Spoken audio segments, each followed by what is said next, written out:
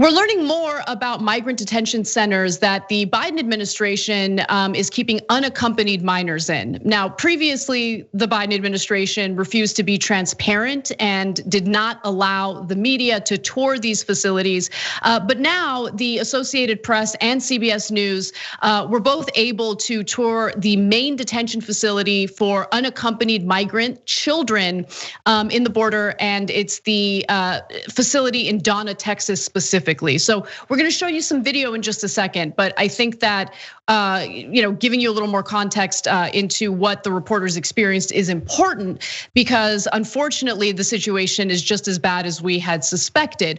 For instance, more than 4,000 people, including children and families, were crammed into a space intended for 250, and the youngest were kept in a large playpen with mats on the floor for sleeping. The children were also being housed by the hundreds in 8 so-called pods formed by plastic dividers, each about 3,200 square feet in size, and many of those pods had more than 500 children in them. So there's no question that this detention center is jam-packed with people. The conditions are very similar to what we saw during the Trump administration, and we do have a quick CBS News report to get to show you what that scene looked like. Inside this processing facility run by Border Patrol, plastic pods have become an overcrowded purgatory for migrants waiting to seek asylum. HHS does not have the adequate beds to be able to take on all of these kids. There are roughly 4,100 people here, 17 times what the facility was built to hold. More than half are unaccompanied children. They all sleep on the floor, some with mats and others with foil blankets. Jacqueline Perez crossed the river this morning with her 2-month-old baby despite the dangers.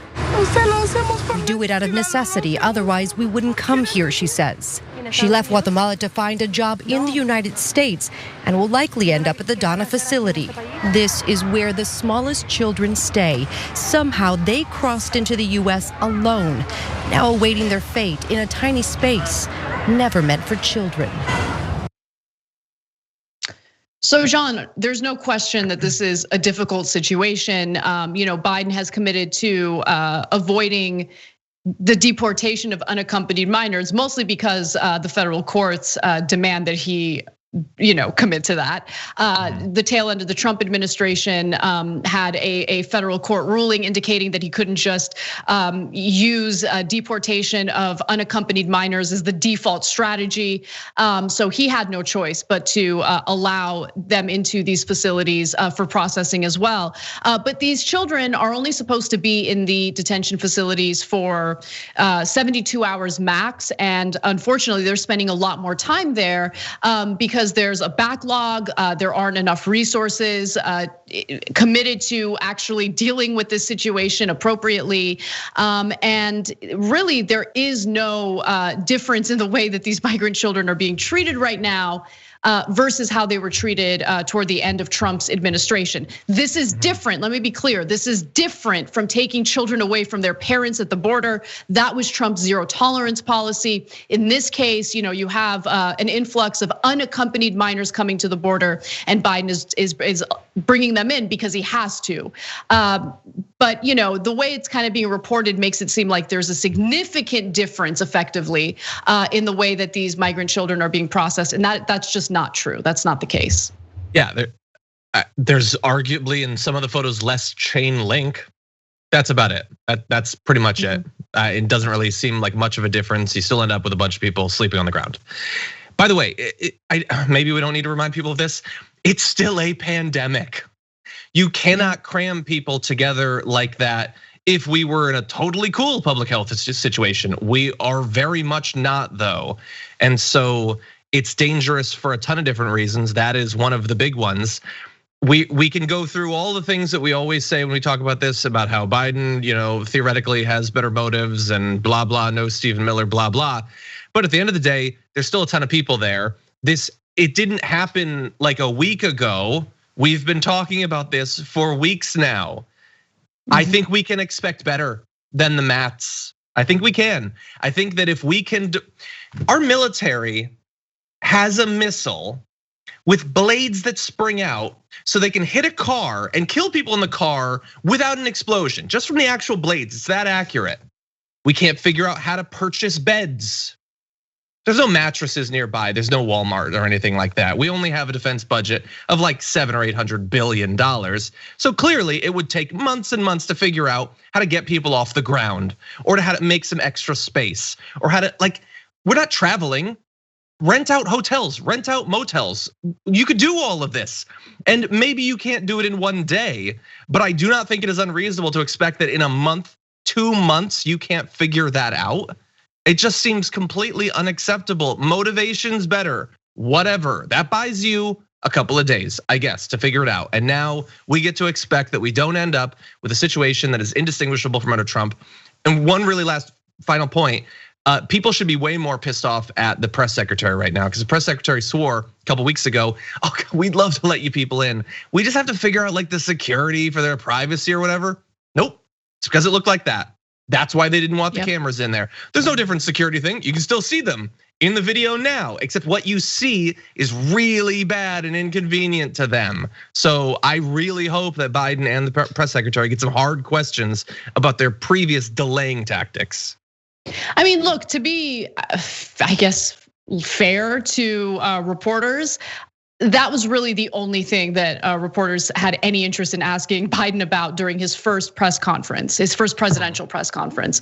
I didn't really enjoy the framing coming from the reporters, because it seemed like they were trying to get Biden to commit to just deporting unaccompanied minors. Which, they should have probably done a little bit of homework to see how the federal courts have ruled on that very issue. But nonetheless, putting that aside, I think you're right. I mean, there are the short-term solutions in providing the resources necessary to handle this situation at the border appropriately. But then there's also, a long-term solution as well that so far I don't see a lot of journalists drawing connections to. I see some independent journalists drawing connections to, and Biden is on the wrong course when it comes to it, and that's foreign policy, right? So he's continuing on with the same type of rhetoric that we heard from Trump in regard to Venezuela. The United States goes in there and succeeds in implementing some sort of coup. I mean, they certainly tried several times under the Trump administration, and they just install whatever US puppet they want. What is that gonna do to further destabilize the situation in Venezuela? And then you have US citizens who are like, why do we have this influx of migrants coming to the border? As if we played no role, as if the United States played no role. That video that we showed you, in the end of it, I made sure to include the woman from Guatemala. I mean, obviously, the United States led a coup in Guatemala as well, which led to a lot of economic pain and crime in that country. So these are things that we need to look at. It's not a quick fix. It is a difficult situation. There's no question, right? But there needs to be a holistic approach as opposed to, send them all back, or that's really all I'm hearing in terms of solutions, and that's not really a solution. I think that the US needs to take responsibility for its role in causing what we're experiencing at the border right now. Yeah. But just to give you a few more details before we move on, the youngest children, among them a 3-year-old girl being cared for by her 11-year-old brother and a newborn with a 17-year-old mother, are kept out of the pods and they sleep in that playpen area. The Border Patrol generally is not supposed to detain children for more than 3 days, but Health and Human Services lacks the space. So more than 2,000 kids have been at this particular facility, the Donna facility, for more than 72 hours, including 39 for more than 15 days. And then I do want to call out the Associated Press, because it does show that they haven't done their homework about why Biden has committed to accepting unaccompanied minors. They say that Biden has declined to resume the Trump era practice of expelling unaccompanied immigrant children. No, but that's not true, right? Trump did want to expel unaccompanied migrant children, but the federal courts told him he couldn't do that. He was citing coronavirus as the reason for deporting literally anyone who came to the border, including children. And when a judge ruled that he couldn't do that with unaccompanied minors, he stopped that practice. And so obviously Biden, whether he wants to or not, does not have the ability to deport children. And that framing matters, right? Because what they're trying to do here is draw a distinction. And that distinction, I think, unfairly gives Biden credit that he just doesn't deserve yet. So far, he hasn't really materially done anything different from what we were experiencing toward the end of Trump's administration. And we gotta be honest about that. If you're not honest about it, you can't talk about solutions, and that's an issue. Thanks for watching The Young Turks, really appreciate it. Another way to show support is through YouTube memberships. You'll get to interact with us more. There's live chat emojis, badges. You've got emojis of me, Anna, John, JR. So those are super fun. But you also get playback of our exclusive member-only shows and specials right after they air. So all of that, all you gotta do is click that join button right underneath the video. Thank you.